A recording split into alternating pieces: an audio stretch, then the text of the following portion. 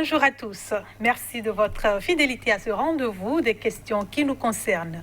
Faire une activité physique régulière aide à prévenir et à traiter les maladies non transmissibles selon l'OMS. Outre les multiples bienfaits de l'activité physique sur la santé, des sociétés plus actives sont susceptibles de générer de plus grands retours sur investissement. Chaque personne qui envisage de faire du sport le fait pour des raisons qui lui sont propres. Mais comment choisir une activité sportive pertinente? Quel préalable pour réussir l'activité et surtout, doit-on établir un rapport entre le sport et l'alimentation? Nos invités apporteront des éléments de réponse à ces différentes préoccupations qui nous intéressent tous. Avec moi sur ce plateau, Dr Gildas Assogba, vous êtes cardiologue. Merci de votre disponibilité. Bienvenue à vous. Narcisse Tevoidre est ancien international en athlétisme et coach fitness. Merci également à vous pour votre disponibilité, coach. Merci, madame. Docteur, je suis avec vous. Est-ce que faire une activité sportive, une activité physique revient à faire du sport? Il y a une différence entre l'activité physique et le sport. Nous allons essayer de clarifier les deux termes. Allez-y. L'activité physique est définie par l'OMS comme tout mouvement des muscles squelettiques responsable d'une augmentation de la dépense énergétique. Ça veut dire que l'activité physique englobe les mouvements de la vie quotidienne, à savoir bouger un peu dans son jardin, laver la voiture, laver la moto, faire les courses, aller dans sa cuisine, aller chercher un plat. Ce sont les activités de la vie quotidienne, réalisées même à la maison. Donc chez nous, à la maison, nous pratiquons déjà de l'activité physique. Le deuxième lot d'activités physiques, ce sont les activités de loisirs. Quelques pas de danse, faire une petite marche en famille, c'est aussi de l'activité physique. Et la pratique sportive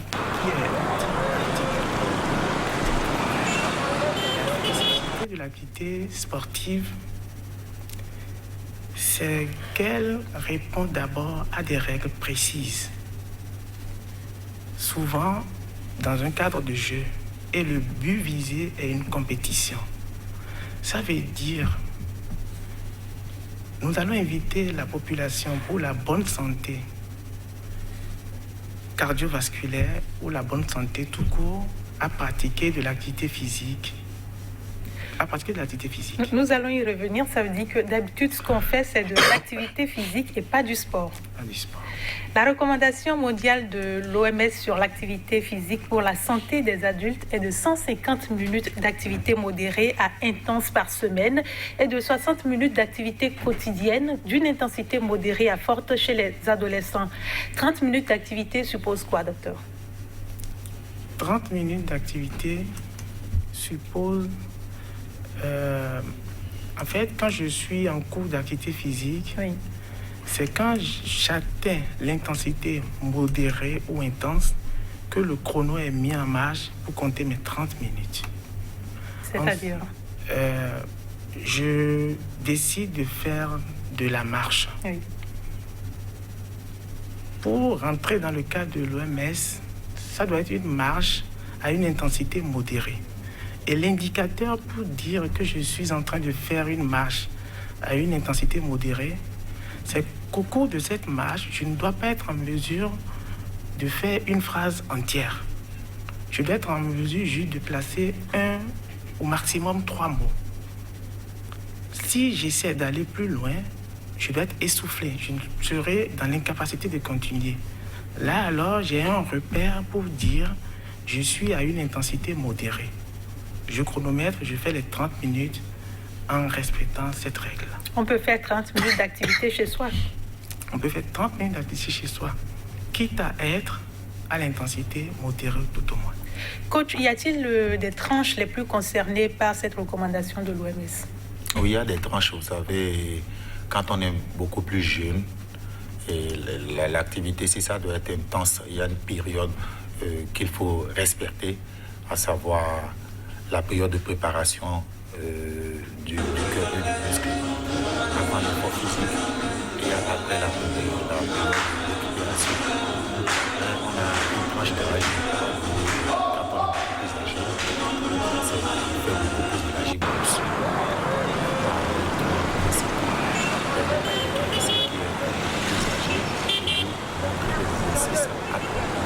à son rythme, pour qu'il puisse quand même supporter le rythme d'entraînement qu'on lui a proposé.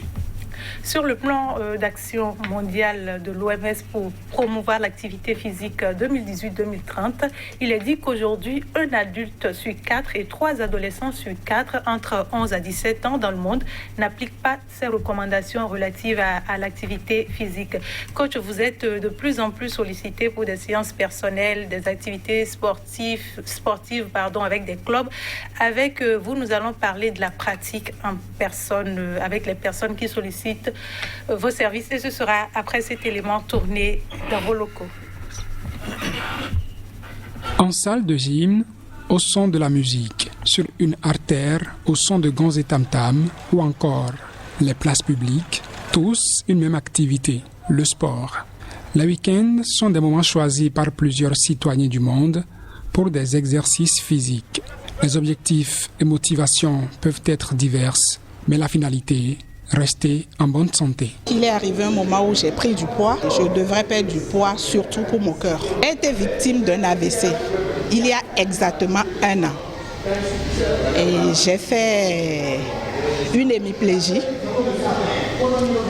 Et je peux vous dire que c'est grâce au sport, grâce au conseil de mon coach et grâce à ma kinésithérapeute que là, je suis debout, je suis en forme. Le sport, moi, je le pratiquais depuis le cours primaire parce que j'avais un objectif de carrière sportive. Je n'ai pas pu atteindre cet objectif, mais de façon morale, le sport est resté quelque chose que moi, j'aime beaucoup. Je n'ai pas consulté un médecin avant de démarrer le sport. C'est juste pour mon bien-être personnel.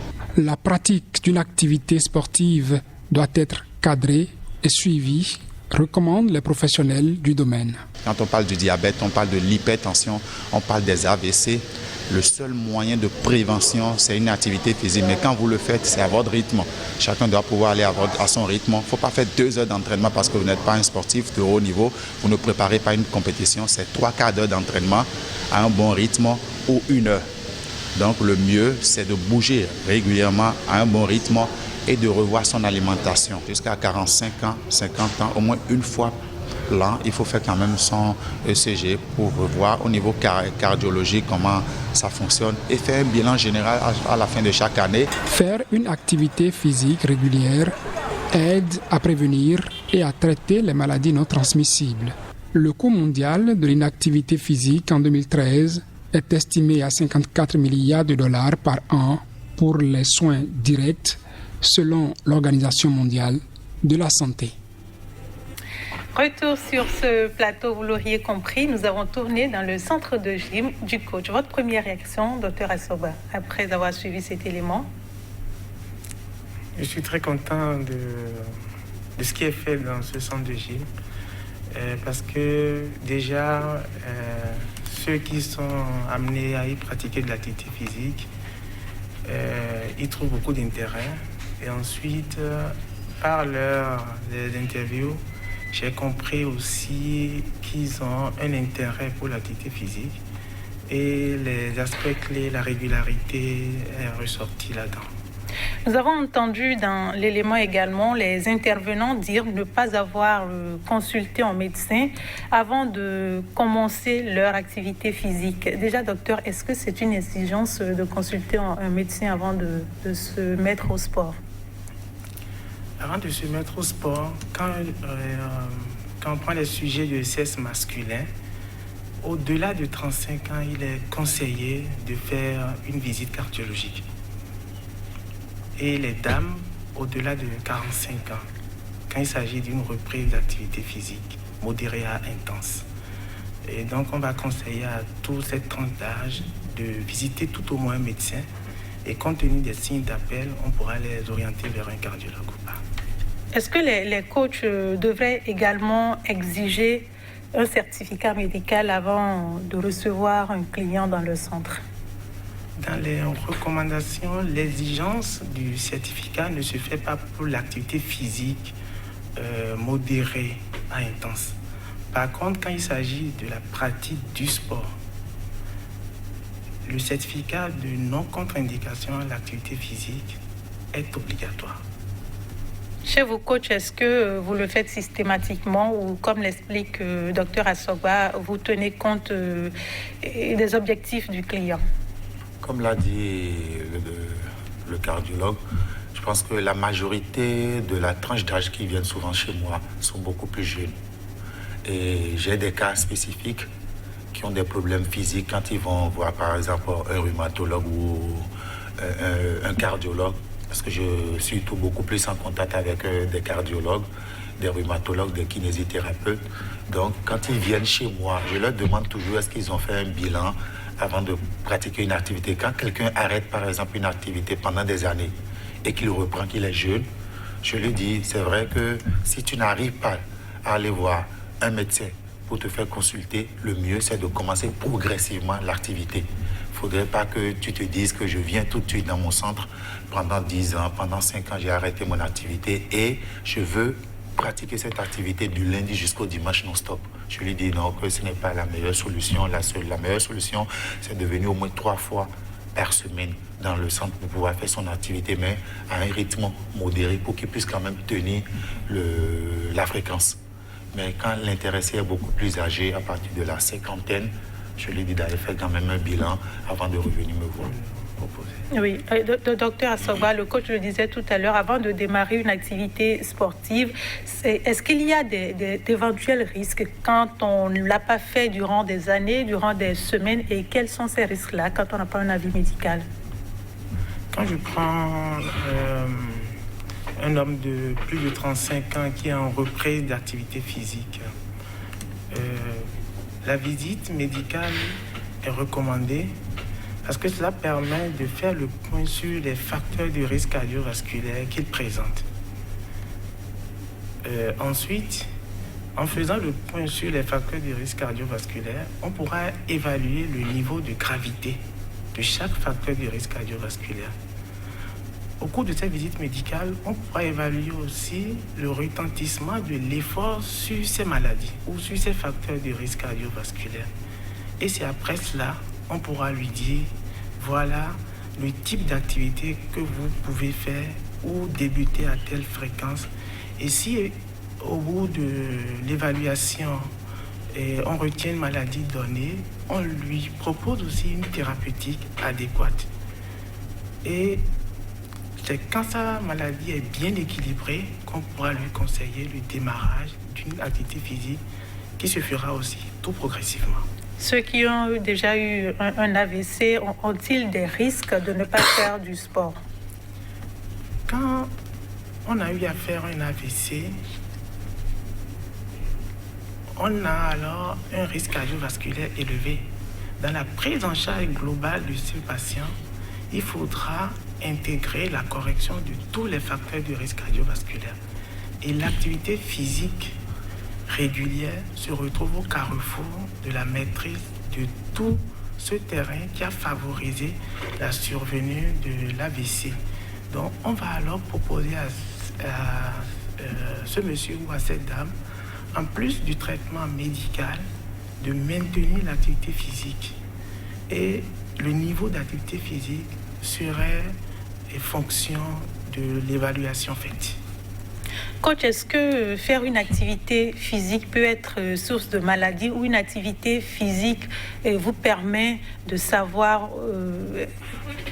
que vous avez un mal qui est là, mais qui avec l'activité physique qui est déclenchée finalement?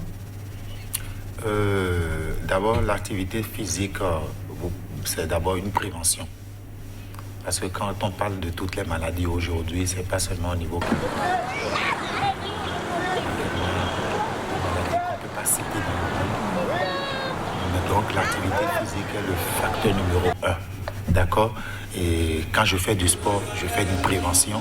Et quand je fais une activité physique, ce n'est pas seulement pour le cœur, je peux quand même faire une activité physique en renforçant les muscles du haut, les muscles du bas, les muscles du dos. Parce que notre pratique, tout ce que nous faisons au quotidien, c'est seulement l'activité qui peut nous permettre quand même de tenir tout au long de notre journée. Et quand nous n'avions pas tous ces paramètres, nous ne pourrons pas tenir tout au long de notre journée. Donc il est quand même important de faire une activité physique, comme le dit le docteur, à un rythme soutenu. Il faut parler au-delà de ce qu'on te conseille, parce que si tu n'es pas en face d'un professionnel du domaine, il va être très difficile de pratiquer son activité dans une période donnée, parce que pour pouvoir le faire, il faudrait qu'il y ait une tranche. Par exemple, quand je vais commencer une activité physique, on va commencer tout de suite avec une intensité donnée. Il faut aller progressivement. Progressivement, c'est quoi? Chez nous, par exemple, chez moi, il y a 3 phases qu'il faut respecter. La première phase, c'est d'abord la phase de préparation de l'effort physique au niveau cardio et au niveau physique par rapport à mes muscles. Et ensuite, la phase de préparation au cours de la séance. Et après, il y a la récupération. On appelle ça, on a une période de stretching à la fin d'une séance qui nous permet de récupérer et de permettre à notre organisme de récupérer après l'effort physique. Votre intervention me permet de demander comment vous savez quelle personne est adaptée pour être coach pour tel centre. Parce qu'aujourd'hui, on a plusieurs centres, on a plusieurs coachs. Est-ce que vous avez une association? Comment savoir que le coach a les compétences qu'il faut? Et aujourd'hui, le ministère des Sports est en train de faire un grand effort pour pouvoir faire former nos jeunes qui sont sur le terrain. La majorité, d'abord, n'ont pas pratiqué du sport dans leur vie. Moi, la différence chez moi, j'ai fait le sport de haut niveau. J'ai beaucoup d'expérience d'abord dans le domaine. Et ensuite, il y a une fédération qui est mise en place pour pouvoir réglementer le désordre qu'il y a tout autour. Vous voyez, il y a des centres qui sont ouverts, mais ces jeunes-là n'ont pas suivi une formation. Ils vont sur YouTube et ils regardent tout ce qui se passe et puis ils vont pratiquer ça. Voilà, ils vont pratiquer ça aux clients. C'est un grand risque. Donc, quand tu es quand même dans le domaine et qu'il y a une formation tout autour, ça permet quand même d'avoir beaucoup plus de sécurité. Quand vous venez dans mon centre, moi, toutes mes attestations sont collées au mur. J'ai mon CV qui est collé au mur pour qu'on puisse quand même savoir la personne avec qui j'ai affaire. Les gens mettent d'abord l'argent devant. Je viens faire du sport. L'essentiel pour moi, c'est de bouger. Mais comment il faut pratiquer cette activité-là? Il ne faut pas le faire dans le désordre. Et quand c'est fait dans le désordre, il y a un grand risque. Docteur, cela ramène à la problématique des clubs de sport. On sait qu'aujourd'hui, tout le monde décide de suivre un ami dans un club. Les week-ends, on se retrouve ensemble, quelque part pour faire des activités avec quelqu'un qu'on appelle aussi coach. Est-ce que cette façon-là de s'adonner au sport ne nous met-il pas en danger? Normalement, pour aller avec ces groupes, il faut prendre le temps de voir comment la pratique se fait. Et déjà, on constate dans ces clubs, les gens ne font pas les séances d'échauffement. Ils n'ont pas le temps de faire un peu d'endurance et rapidement, ils se mettent dans les groupes pour faire des étirements. Ce n'est pas une très belle chose. Donc, dans ces groupes, nous allons leur proposer de communiquer sur les périodes d'échauffement, l'intérêt de faire de l'activité physique dynamique, donc de faire des séances d'endurance, la marche rapide, le jogging, à leur convenance. Et c'est après cela associer des exercices de renforcement musculaire. Et ces choses-là doivent être bien précisées pour que celui qui fréquente ces groupes puisse en tirer profit. Ensuite, il doit avoir des séances de communication sur les critères de pratiquer la bonne activité physique, l'intensité qu'il faudra atteindre, la régularité. Ce n'est pas seulement les dimanches se retrouver en groupe, mais faire de façon que ces groupes puissent avoir des séances même en pleine semaine pour qu'on puisse atteindre les 150 minutes recommandées par l'OMS. Est-ce qu'il y a une heure en journée où c'est conseillé de faire du sport? Pour la pratique de l'activité physique, ce sur quoi les recommandations mettent l'accent, c'est de ne pas faire l'activité physique quand les températures sont défavorables. En Afrique, en fait, quand on est au-delà de 40 degrés, il ne faudra pas faire de l'activité. Et c'est à quel moment de la journée? On peut le faire à n'importe quel moment de la journée. Ouais. Et comment est-ce qu'on sait que la température est vu qu'on n'a pas l'habitude d'en prendre? Oui, on sait que dans nos milieux, quand le soleil est très chaud, Voilà, on ne va pas se mettre à faire de l'activité physique. Quand il pleut, c'est pas sous la pluie, il faudra faire de l'activité physique. Et ensuite, il faudra voir aussi le cadre, parce que je vois par exemple les gens faire de l'activité physique sur certains ronds-points, par exemple à la Sobebra, où on sait qu'il y a une forte pollution.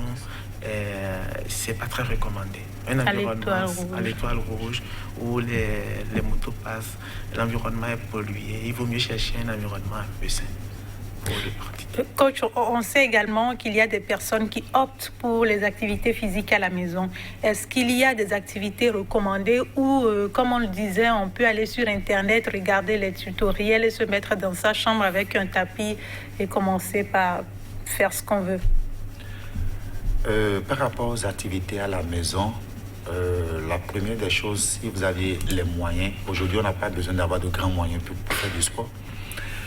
Si je n'ai pas les moyens, je me mets peut-être devant une télé, je vois un coach qui fait une émission à la télé, je peux faire les mêmes exercices avec lui, mais à mon rythme. Ensuite, je suis seul, je vais sur YouTube et je vais télécharger des applications. Il y a beaucoup de personnes qui téléchargent des applications pour pouvoir faire des exercices physiques à la maison, ce qui n'est pas mal aussi. Seulement que la meilleure façon, c'est d'être en face d'un professionnel, hein, de faire appel à un coach. Et ce coach, quand il est avec toi, il pourra te montrer les exercices qu'il faut. Comment faire pour préparer l'effort physique, quels sont les exercices, quels sont les muscles adaptés pour que tu puisses avoir le résultat que tu cherches. Par exemple, moi j'ai des clients, quand ils viennent pour la première fois au centre, leur objectif d'abord c'est de perdre du ventre. Ouais.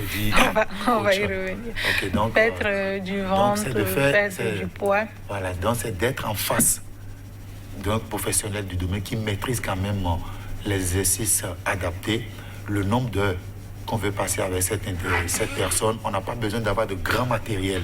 Moi, par exemple, avec un petit tapis, je peux faire du bon coaching avec un client à la maison. Je n'ai pas besoin d'avoir du vélo. Je n'ai pas besoin d'avoir un tapis parce qu'un tapis, ça coûte très cher. Un vélo, ça coûte cher. C'est un petit tapis de sol, une serviette, une bouteille d'eau, avec des petits matériels en main. Ça suffit de faire une très bonne. Ça, c'est quand on vient en salle de jeu. Quand je viens à la maison. En salle, les matériels sont là. Et sans le matériel aussi, on peut faire du bon coaching aussi. Même quand on est chez soi ou dans la rue. On va parler à présent de l'alimentation liée au sport et au bien-être. Et on va en parler avec M. Agbangla José-Marie. Et je vous invite à suivre cet élément dans lequel il nous dit comment faire. Est-ce qu'il faut manger ou pas avant et après une activité sportive? En pratique de l'exercice physique en général, il est recommandé de s'hydrater abondamment. Donc, je ne vais pas d'abord recommander du citron parce qu'il y a des personnes qui ont une certaine allergie en fonction de leur état de santé à tout ce qui est acide en général. Donc, je préconiserais en priorité la consommation abondante d'eau avant, pendant et après le sport. Nous avons cette habitude, je veux dire, beaucoup de personnes ont cette habitude après l'activité physique de prendre des boissons fraîches ou des boissons industrielles sucrées ou riches en alcool.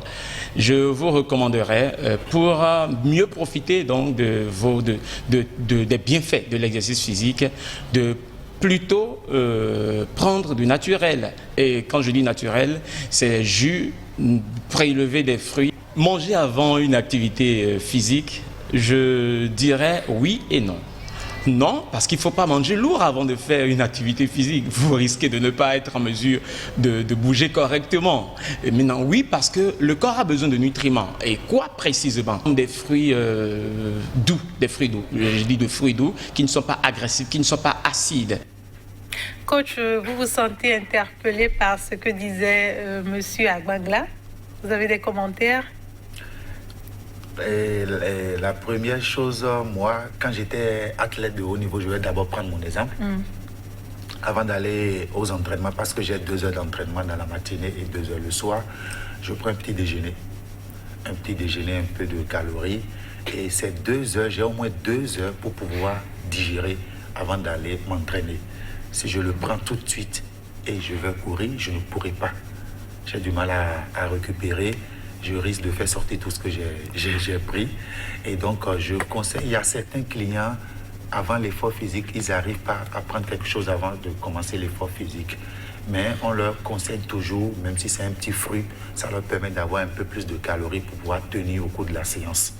Donc, c'est les conseils que je donne souvent. Et surtout de l'eau. Et beaucoup d'eau, oui, beaucoup d'eau. Au moins 3 litres d'eau par jour. Docteur Assoga? Je partage surtout la prise d'eau avant, en cours d'activité et après. La prise de repas doit être réellement à distance de l'activité physique. Et du fait, quand nous mangeons, nous sollicitons la circulation digestive, c'est-à-dire la grande partie du sang doit être concentrée sur le tube digestif. Alors que si je dois faire de l'activité physique, je demande à ce que cela soit dirigé vers les muscles. Donc pour ne pas créer ce conflit, il vaut mieux prendre un repas bien avant et ne pas avoir à digérer en cours d'activité physique. On sait également, ça on conseille, on a vu nos parents faire, on a vu des amis faire, quand on finit le sport, on prend un jus de citron particulièrement. Soit il est frais ou on le fait avec de l'eau tiède. Le médecin, le consultant en nutrition l'a dit, ce n'est pas conseillé, mais ça se fait et on n'y voit pas d'inconvénient. Docteur? Cette pratique, je ne l'ai jamais partagée. En fait, le citron demeure un fruit acide, donc agressif pour le tube digestif. Nous revenons sur la prise d'eau, de l'eau plate ou légèrement glacée pour faciliter la prise. Mais il ne sert à rien d'y mettre du citron. Sur la question de l'eau glacée, on dit souvent on fait du sport pour éliminer de la graisse, tout ça. Et quand on prend de l'eau fraîche après, est-ce qu'on ne fait pas le contraire, on élimine et après on surcharge encore l'organisme? Non. En fait, le combat au cours de la pratique de l'activité physique, c'est augmenter la dépense d'énergie. L'eau ne nous apporte pas de l'énergie. L'eau, c'est les sels minéraux pour nous permettre de nous hydrater. Et donc, en prenant beaucoup d'eau, je ne cours pas le risque de prendre du poids. Voilà. Donc, prendre de l'eau avant, pendant et après, c'est ce qui est conseillé. Coach, on sait, au-delà de votre centre, je sais qu'il y a des jours où vous faites des activités hors centre avec des amis, vous êtes en club. Parfois, on constate après l'activité, on se retrouve dans un bar, on se saoule comme on veut, on prend tout ce qu'on veut. On peut y rester presque toute la matinée ou toute la journée. C'est notre façon de déstresser, de discuter avec des amis en week-end. Et je vais d'abord revenir sur ce que le docteur a dit par rapport à l'eau, à la consommation de l'eau, où certaines personnes chez nous disent quand je prends beaucoup d'eau, je prends du poids. C'est archi faux. Et moi, je conseille d'abord à mes clients, la première des choses, nous perdons au moins 3 litres d'eau par jour, même quand je ne fais pas de l'activité physique. La respiration, c'est de l'oxygène. Beaucoup de la journée, vous êtes assis, vous transpirez sans le savoir, vous allez aux toilettes. Donc, c'est 3 litres. Comment faire pour remplacer ces 3 litres-là? Au cours de la journée, je dois pouvoir prendre au moins 3 litres d'eau. Donc, en prenant les 3 litres, je ne vais pas grossir. S'hydrater. Il faut s'hydrater parce que quand je fais de l'effort physique, c'est des sels minéraux. Et quand vous avez des pores encore beaucoup plus ouverts, je transpire beaucoup. Comment faire pour remplacer ces sels minéraux? C'est de l'eau qu'il faut prendre. Il y en a qui disent au cours de l'exercice physique, je ne peux pas prendre de l'eau au cours de l'exercice. J'attends d'abord finir mon exercice physique avant de prendre de l'eau. Ce n'est pas aussi trop conseillé. Ce n'est pas bien. Pour moi, je me dis, mais au cours de l'exercice physique, tu dépenses assez de calories. Il faut en prendre pour que le corps puisse quand même récupérer assez. Et les dimanches et les samedis, moi, j'ai fait beaucoup cette remarque-là, où quand je finis une activité, moi, par exemple, je suis très exigeant sur ça. Je ne peux pas faire du sport tout de suite et aller m'asseoir et prendre du coca, de la bière, et puis je suis là de 8h jusqu'à midi. Qu'est-ce qu'on conseille à ces gens-là? Qu'est-ce qu'on leur apporte? En fait, leur activité physique est réduite à néant, c'est ça? Effectivement, et encore, c'est très dangereux d'abord. L'alcool n'est pas bien pour le corps. Et on se dit ce que j'ai fait, parce qu'ils se disent qu'ils ont fait déjà 3 heures d'entraînement ou 2 heures déjà le dimanche, en allant s'asseoir devant une bouteille là, je vais prendre 1 ou 2 ou 3, ça ne dit rien. Alors que c'est d'abord mauvais pour l'organisme. Moi, je dis toujours à mes clients et à mes amis, la meilleure façon de mieux vivre là, c'est de faire attention à ce que nous consommons aussi. Que votre aliment soit votre médicament. Vous étiez en train de parler de la question de l'obésité, de la sédentarité. Aujourd'hui, on fait moins d'efforts. L'obésité qui nous guette, vous avez des clients qui viennent pour perdre du poids. Qu'est-ce que vous leur recommandez? Est-ce qu'on peut faire une séance en 1 mois et perdre du poids? Pas du tout. Pas du tout. Et le mot sédentarité en Afrique en général, elle est immense. Vous savez, en Europe, le mode de déplacement, c'est le train, le bus, le RER ou le métro. Quand je quitte chez moi, je marche d'abord pour aller chercher le train. Ici, on n'a pas toutes ces dispositions-là. Il y a des petits transports de rue, de quartier. Beaucoup plus les taxis-motos. Je quitte ma maison, même quand je vais quitter ici, je vais tout juste à 1 kilomètre. Même à mon portail. J'appelle le taxi-moto et je monte. Ce n'est pas une bonne chose. Je passe beaucoup plus de temps assis au bureau. Dans nos entreprises, on n'a pas cette mentalité où quand je quitte la maison le matin, je suis à moto, soit en voiture, et dès que je descends, je rentre dans mon bureau, du matin jusqu'au soir, je suis assis.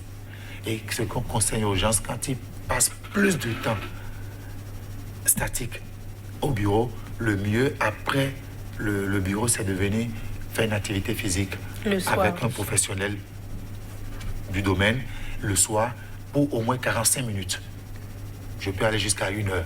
Parce que si je scène ma séance, 15 minutes d'échauffement, 30 minutes de séance et 5 minutes de récupération après une séance, donc il serait bien que quand tu passes plus de temps sans rien faire tout au long de la journée où tu es stressé, il faut venir en salle, enlever ce stress-là pendant l'effort physique. Et cet effort physique va te permettre de pouvoir reprendre ta journée le lendemain. Parce que le sport, ce n'est pas simplement pour perdre des calories, mais au contraire, c'est pour emmagasiner beaucoup d'énergie. On a besoin de cette énergie-là pour que le lendemain, je puisse repartir sur mon pied. Docteur, vous allez conseiller peut-être de rentrer chez soi en marchant au lieu de retourner à moto ou de prendre un taxi, même si on imagine qu'il y a des personnes qui vivent à des kilomètres de leur boulot. Oui, c'est aussi une solution à l'approche de la question, c'est-à-dire trouver du temps en faisant nos journées pour y pratiquer de l'activité physique, soit en y allant faire une partie en marchant, et puis à la fin de la journée, on peut décider de faire une partie du chemin tout en marchant. Ça permettra aussi d'avoir une journée où on a eu à faire de l'activité physique. On propose aussi au bureau, dès qu'on a l'occasion de se lever, d'en profiter. Si vous avez un verre d'eau à prendre, quittez votre siège. Si vous avez des choses à ranger dans votre bureau, levez-vous. Au lieu d'appeler l'assistante. L'assistante, voilà. Il ne faut pas utiliser les sonneries. Voilà. C'est peut-être également l'occasion de sensibiliser les patrons de structure. Si ça y va de la santé et du rendement dans votre structure, c'est peut-être bien de penser à créer un cadre, même si en Afrique, on avance souvent et surtout le manque de moyens, peut-être créer un cadre qui permettra aux employés de pouvoir se retrouver, de faire des exercices et de faire le plein d'énergie pour la semaine prochaine. Qu'en dites-vous, coach? Effectivement, c'est ce que moi je propose dans mes prestations, c'est ce que je propose aux entreprises. Et l'anecdote est que j'ai remarqué que même quand il y a certaines entreprises qui font des efforts et qu'on offre des séances gratuites, écoutez bien, gratuit au personnel, quand le restaurant est là, ce n'est pas grave, on va payer. Et quand on offre des séances gratuites au personnel et qu'on leur demande à la sortie de venir faire une séance ou 2 séances par semaine, ils ne viennent pas. J'ai 100 personnes dans une entreprise et vous allez voir 2 ou 3 personnes aux séances de sport. J'ai tellement mal au cœur, je me dis, mais quand est-ce que ça va s'arrêter? À leur place. Quand est-ce que ça va s'arrêter? Parce que déjà, pour qu'il y ait un bon rendement pour cette entreprise, il faudrait que le personnel soit en forme. Ça fait 1. Pour que les arrêts maladie puissent diminuer. 2. Pour que l'entreprise puisse être à 100%, le personnel doit être avoir plein d'énergie. Donc pour ce faire, si on leur offre gratuitement des séances et qu'on fait venir un coach, un professionnel du domaine, il doit pouvoir faire des efforts pour venir aux séances. Il y en a qui sont tellement pressés de vite rentrer à la maison parce qu'il faut rapidement aller à la maison pour d'autres affaires. Je disais tout à l'heure avant de commencer l'émission au docteur que j'ai des clients, quand ils quittent chez eux, ils ont des kilomètres à parcourir parce qu'il y a des embouteillages. Ils préfèrent s'asseoir dans des bars pendant des heures pour que l'embouteillage puisse diminuer avant de rentrer chez eux avec des copains. Ce n'est pas une bonne chose. Donc quand on offre gratuitement des séances, il y a des entreprises qui font des efforts. Ils obligent même le personnel à aller faire du sport. Pourquoi on a des mutuelles dans certaines entreprises. Pourquoi ne pas enlever 1 000 francs ou 2 000 francs de ces mutuelles pour dire que ça là c'est pour du sport, pour faire de la pratique sportive. La prévention. Voilà. Vous pensez qu'aujourd'hui, pour atteindre les objectifs de l'OMS, il faut obliger les personnes à faire du sport? Il faut les obliger. Si on voit dans certains pays développés, et on te fait une ordonnance. La pratique sportive est obligatoire. Je suis sûr que le docteur ne va pas me démentir. Il y a pas certains de ces patients qui vont venir où il va leur dire allez faire du sport après ce que vous aviez comme souci. Dans quel cas recommandez-vous à vos patients de faire du sport? De plus en plus dans les consultations, on ne fait qu'en parler parce que la question est préoccupante. Comme c'est l'un des points clés de la prévention, pratiquement à tous nos patients, on accorde quelques minutes pour les sensibiliser sur la question. Ça fait que à la fin de la consultation, vous avez droit à une ordonnance, mais aussi à la stratégie de prévention des maladies cardiovasculaires. Donc, l'une des méthodes de prévention, c'est la pratique de l'activité physique. On revient chaque fois là-dessus. Et aussi, on leur explique comment cela doit se faire pour profiter à la santé. Est-ce que vous avez l'impression que vos patients sont ouverts et qu'ils pratiquent? Parce que personnellement, comme vous le dites, parfois, après consultation, le médecin me dit on vous recommande de faire du sport. Je me dis souvent, c'est peut-être en fonction de ce qu'il a vu et non parce que dans la norme, c'est ce qu'il doit être. À la fin de la consultation, que le patient ait des facteurs de risque cardiovasculaire ou pas, on lui propose l'activité physique. Parce qu'aujourd'hui, notre mode de vie doit être centré autour de la pratique de l'activité physique. Maintenant, le patient, ce qu'on constate, c'est que la plupart banalisent ou ne prennent ça pas au sérieux au même titre que les médicaments prescrits. Donc, chaque fois, on est là de revenir là-dessus. Et à chaque consultation, on essaie toujours de vérifier s'il y a un début de pratique. Mais le constat fait, c'est que la plupart ne s'y mettent pas. Entre autres raisons qui motivent les citoyens à la pratique du sport, il y a la perte du poids. On en parlait. Et nous allons revenir sur la question après avoir suivi un élément de M. Agbangla. Il est consultant en nutrition thérapeutique. Il nous dit ce qu'il en est. Perdre du poids, pour y arriver, il est important de savoir qu'il ne suffira pas de faire de l'activité physique. Il y a 4 éléments à associer. Le premier élément, c'est l'alimentation. Le deuxième élément, c'est l'exercice physique. Le troisième élément, c'est la supplémentation nutritionnelle. Nous n'allons pas forcément en parler. Et le quatrième élément, c'est un état d'esprit. Ces 4 éléments doivent être associés pour un résultat intéressant en matière de perte du poids. C'est un sujet vraiment sérieux et je n'encourage pas quelqu'un qui n'est pas en mesure de faire du sport pour toute sa vie de commencer par faire du sport juste pour perdre du poids. Parce que perdre du poids, c'est un couteau à double tranchant. Il faut être prêt à préserver sa santé pour la vie. Ainsi, tu peux arriver à perdre du poids. Vous allez voir des tutoriels et beaucoup d'autres articles qui vous disent perdre du poids en 5 jours, en 10 jours, en 2 semaines, en 1 mois. Mais attention, je préfère qu'on soit dans une dynamique à vie que dans un objectif à court terme. Et donc, une dynamique à vie se dit comment faire pour maintenir sa santé. Quand je sais comment faire pour maintenir ma santé, alors je suis bien prédisposé, je suis bien préparé pour perdre du poids à vie. Une personne de 40 ans ne va pas faire du sport comme une personne de 80 ans. Non. L'alimentation, de la même façon, n'est pas la même pour ces deux types de personnes. Retenez en général que manger équilibré, manger vraiment équilibré, un peu de glucides, un peu de lipides, un peu de protéines et plus de fruits et légumes, beaucoup d'eau, l'eau, la boisson la plus tolérée, est la manière la plus simple de s'alimenter pour de bons résultats sur sa santé. Et le sport le plus adapté pour nous qui ne sommes pas forcément des sportifs de carrière, c'est la marche. Coach, on revient à vous à présent une fois de plus. Vous qui recevez des clients qui ont une forte envie, une envie pressante, surtout quand je considère des femmes de plus en plus qui ont envie de perdre du ventre, qui ont envie de perdre du poids. Est-ce que vous y arrivez vraiment? Ce n'est pas du tout facile. Ça fait déjà 11 ans de carrière dans le domaine du fitness. Je suis confronté à ce problème-là. Et quand le client se présente tout de suite, on l'a dit, il a arrêté le sport, ça fait pendant des années. Il a pris du poids pendant des années et il ne se sent plus dans ses vêtements. Et quand il vient en salle, il veut faire un abonnement de 2 mois, il veut perdre du poids, il veut tout perdre pendant 1 mois. Et là, moi, je suis direct. Je dis, ce n'est pas l'argent. J'ai besoin d'argent, effectivement, mais il faut qu'on aille progressivement. Progressivement. Si vous perdez 5 kilos tout de suite, vous allez reprendre encore les 5 kilos tout de suite. Mais pour perdre il est les 5 important kilos, de le savoir. Oui, mais pour perdre les 5 kilos, tu vas en baver.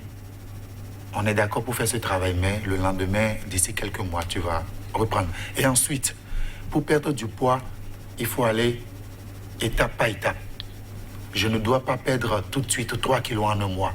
Je peux aller à 1 kilo, 2 kilos. Parce que déjà, 1 kilo, quand vous prenez 1 kilo en main, ce n'est pas petit. Et pour ce faire, le nutritionniste l'a dit, il faut associer l'activité physique. Et comment faire cette activité physique-là? Donc, dans la perte du poids, c'est un peu du cardio et du renforcement musculaire. Et ensuite, quand je perds du poids, ce n'est pas sur la balance. Je vois des clients, en 1 mois, ils viennent, ils s'abonnent. Et quand les 1 mois se terminent, et après on ne les revoit plus le mois qui suit. 1 mois, pendant la période de 1 mois, ils montent tout le temps sur une balance. Pendant toute la période, coach, ramène-moi ton balance, je veux monter sur la balance. Ça stresse aussi. Ça stresse, je veux voir si j'ai perdu du poids. J'ai dit non, attention, moi je n'utilise pas ma balance. Ta perte du poids, tu dois le ressentir dans ta taille, au niveau de tes vêtements.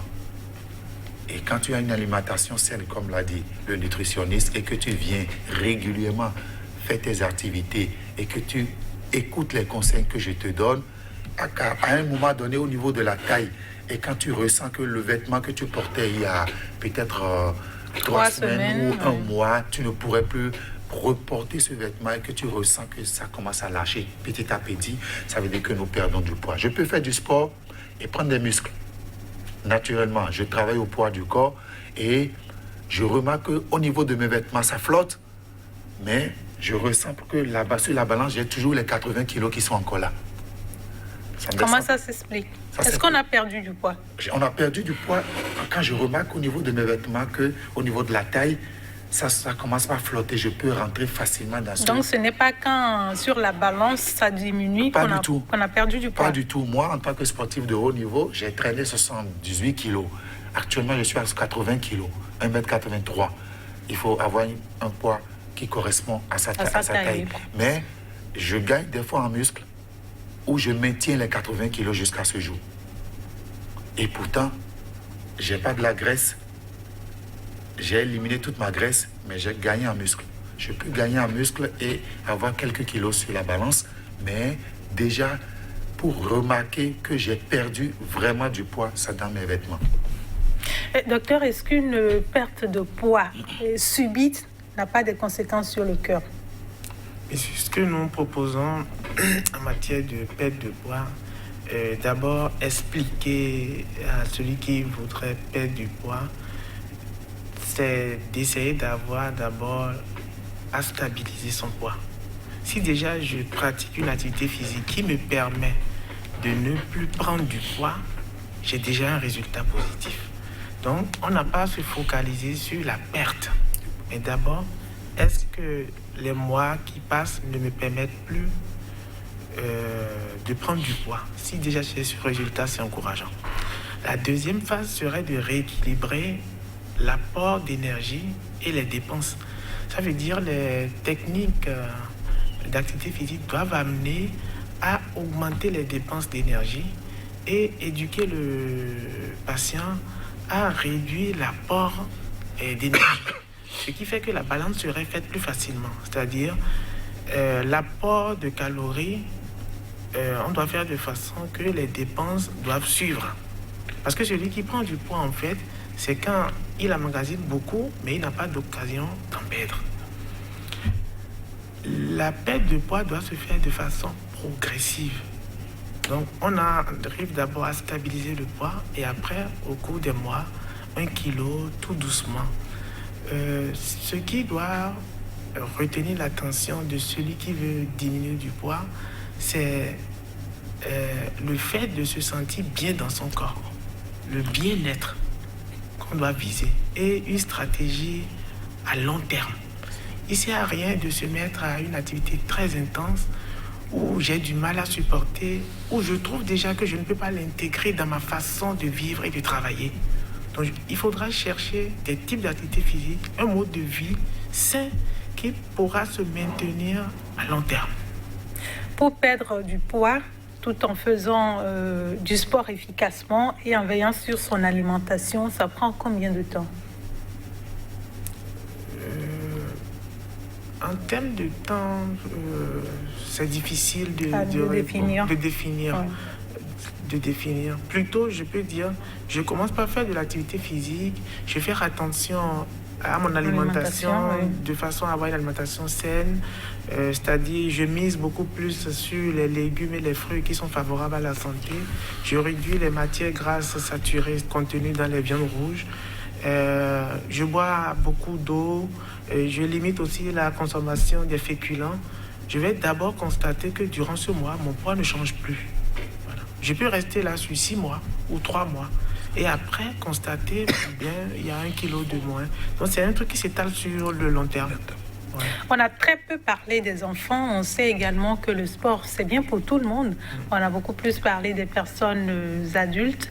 Est-ce que pour les enfants, comment on fait pour s'assurer que l'activité qu'ils pratiquent répond à leur âge et à leurs besoins, coach? Ok, chez moi... Parce qu'on voit des enfants qui sont également dans des clubs avec des adultes et qui font les mêmes activités. Bien sûr. Chez moi, la spécificité, c'est quoi? Vers notre système éducatif, par exemple, les enfants, ils vont à l'école.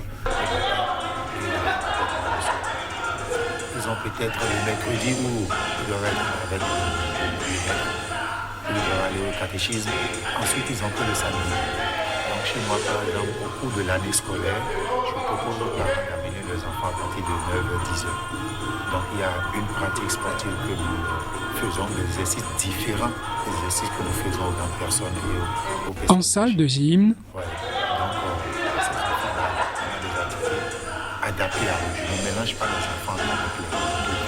Pendant la période des vacances, je demande aussi aux parents de la semaine, en début d'après-midi, et donc il y a un suivi par rapport à ces enfants-là et les exercices adaptés. Et quand les parents ont l'intention de faire ces exercices à la maison, qu'est-ce que vous leur recommandez? S'ils n'ont pas un professionnel derrière, c'est toujours difficile. Il faut qu'il y ait quelqu'un qui puisse les suivre à la maison. Il faut qu'il fasse appel à un coach pour que ça puisse marcher. C'est déjà bien, chaque week-end, en allant au sport, d'amener son enfant, n'est-ce pas, docteur? Oui, c'est bien. Ça permet de mettre aussi la méditation, la pratique, de toute façon bien impliquée. On a la chance, les enfants ont facilement l'occasion de bouger. Ce qui fait que la prévalence de l'obésité est chez... Mais de moins en moins, parce qu'aujourd'hui, on amène l'enfant à l'école, c'est en voiture, au marché, c'est en voiture, pour sortir en week-end, c'est en voiture. Donc finalement, les enfants sont aussi Sur place, autant que les adultes. Oui. Quand ces observations sont faites, c'est aux parents d'intégrer la pratique de l'activité physique, permettre aux enfants de bouger. Donc même si j'ai les moyens, c'est pas tout le temps que l'enfant doit sortir en voiture. S'il y a des petites courses à faire, l'habituer à marcher, tout ça. Et chez les enfants, c'est surtout agir sur l'alimentation. Oui. Parce que de plus en plus, on leur donne beaucoup de féculents ou beaucoup d'aliments sucrés, ce qui fait que l'enfant se retrouve en surpoids. Parlant déjà des bienfaits du sport et de comment prévenir les maladies, et dites-nous de long en large quels sont les bienfaits de la pratique sur la santé physique et mentale. Quand nous prenons l'activité physique, la première chose, en fait, en matière de bienfaits, c'est sur la santé cardiovasculaire. Quand nous prenons les facteurs de risque cardiovasculaire, l'hypertension artérielle, l'activité physique permet de baisser les résistances périphériques, donc elle participe aussi à la baisse de la pression artérielle et de la garder stable. Le contrôle du poids. En faisant de l'activité physique, j'augmente les dépenses d'énergie, donc je ne me trouve plus dans un cycle où mon poids augmente. Il y a le contrôle du diabète aussi, parce que quand je fais de l'activité physique, j'utilise le sucre en surplus dans mon sang, ce qui fait que j'ai une facilité à normaliser les glycémies, à me sentir bien. Et ensuite, sur le plan mental, au cours de l'activité physique, il y a une hormone qui est libérée, qu'on appelle l'endorphine, qui est l'hormone de bien-être. Ce qui fait que celui qui pratique assez d'activité physique a une bonne condition mentale pour être performant dans son activité. Et voilà un peu. On a une meilleure qualité du sommeil également, parce que souvent on entend les gens dire « je fais de l'activité physique le soir, quand je prends une douche, je dors mieux ». Effectivement, moi par exemple, si je prends mon exemple, c'est vrai que beaucoup de personnes sont beaucoup plus stressées tout au long de leur journée, et quand ils vont à la maison, ils ont du mal à avoir un sommeil beaucoup plus facile. Si je prends toujours mon cas, en tant que professionnel de mon métier, aussi un athlète, quand je fais mon activité physique, je rentre à la maison, c'est le lendemain, je ne vais pas dire temps pour... Non, je vais rapidement sur le lit, je regarde la télé une demi-heure et tout de suite je vais dormir. Ensuite, ceux-là qui ont du mal à dormir le soir, on leur conseille toujours de passer toujours en salle de gym, même si c'est une demi-heure, même si c'est de faire quelques minutes de vélo, beaucoup d'étirements, parce que les étirements aident beaucoup. Ça aide beaucoup à éliminer ce stress. Donc, ils vont pouvoir retrouver un sommeil beaucoup plus facile. Parce que quand on pense énormément dans la tête, on a beaucoup de choses qui cogitent dans notre tête. Ce n'est pas bon aussi pour notre santé. Mais quand on a un sommeil beaucoup plus facile, après l'effort physique, c'est très bon. Est-ce à dire que c'est l'effort qui vous fatigue au point d'avoir un sommeil léger, ou c'est en fait ce que vous gagnez parce que vous êtes plus stressé, parce que vous vous sentez un peu plus léger, qui fait que vous dormez mieux? Je pense que c'est tout cet ensemble, parce que déjà la pratique de l'activité physique te donne un bien-être. Ça veut dire on libère un peu le mental. On est plus conditionné pour passer une bonne nuit. Deuxième, il y a la fatigue du corps. Et ensuite, le fait d'avoir changé d'activité. J'ai eu une journée de travail assez stressante. Si je fais autre chose que le travail, ça constitue une période tampon, ce qui me permet de dormir assez bien. On sait également que la pratique du sport permet une meilleure intégration de nouvelles valeurs de vie, parce qu'on en a parlé suffisamment, on est en équipe, on est avec des clubs, avec d'autres personnes qu'on ne connaissait pas, on fait de nouvelles rencontres, on a des opportunités qui nous permettent après de faire autre chose, de gagner réciproquement. Et c'est ce que je disais par rapport aux entreprises. Vous savez, tous les matins, il y a Pierre qui est dans son bureau, Jacques aussi dans son bureau. Quand ils quittent la maison, ils reviennent au bureau. Ils ont du mal même à se rencontrer. Une fois, il y en a une fois par semaine, ils ne se voient même pas. Donc, grâce à l'activité physique, il y a un brassage pour le personnel. Il y a vraiment un grand brassage. 2 fois par semaine, c'est déjà très bien pour l'entreprise aussi. Parce que tout le monde est campé dans son coin. On est devant l'ordinateur du matin jusqu'au soir. Le sang qui ne circule pas. Déjà, même ma posture, quand je suis assis comme ça, et quand on se plaint pour son ventre, vous savez, donc 1 fois ou 2 fois par semaine, c'est quand on se rencontre au cours de l'activité physique, même pendant une demi-heure au sein de l'entreprise, ça c'est vraiment un boom pour l'entreprise. Parlant de boom pour l'entreprise, en 2013, l'OMS estime que le coût mondial de l'inactivité physique était estimé à 54 milliards de dollars par an. Pour les soins de santé directe, plus de 14 milliards de dollars supplémentaires attribuables à la perte de productivité, docteur.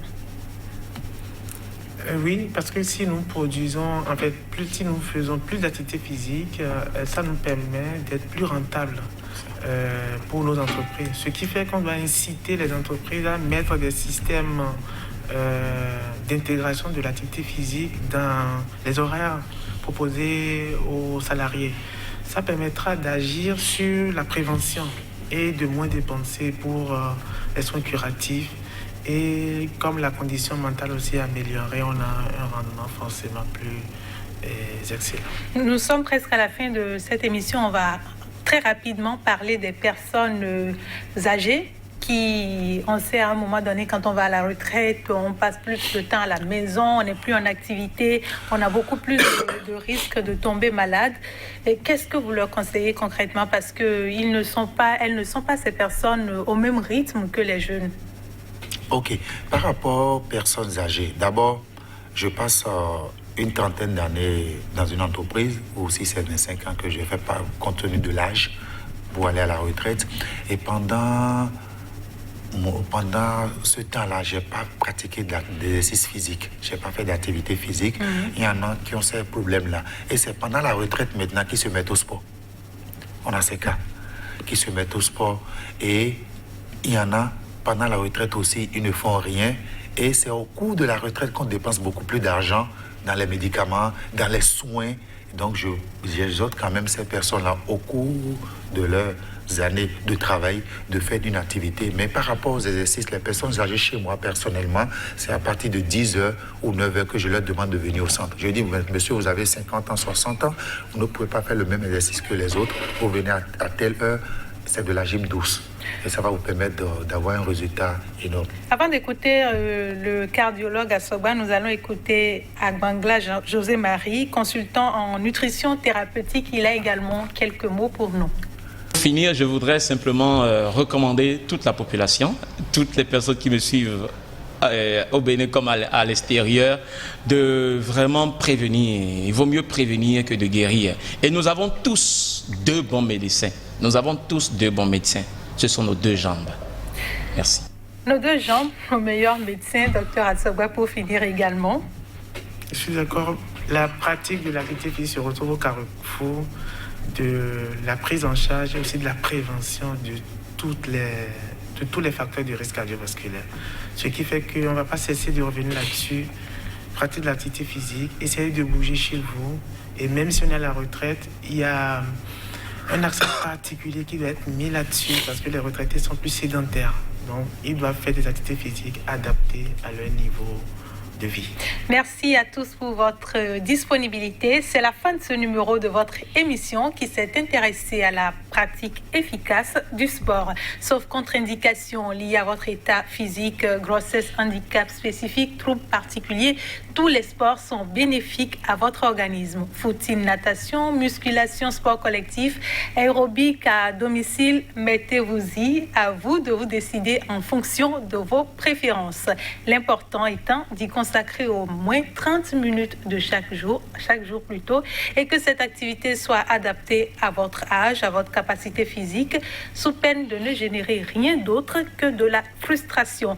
Ensemble, atteignons la vision de l'OMS, celle d'avoir des personnes plus actives pour un monde plus sain. À la prochaine avec le même plaisir.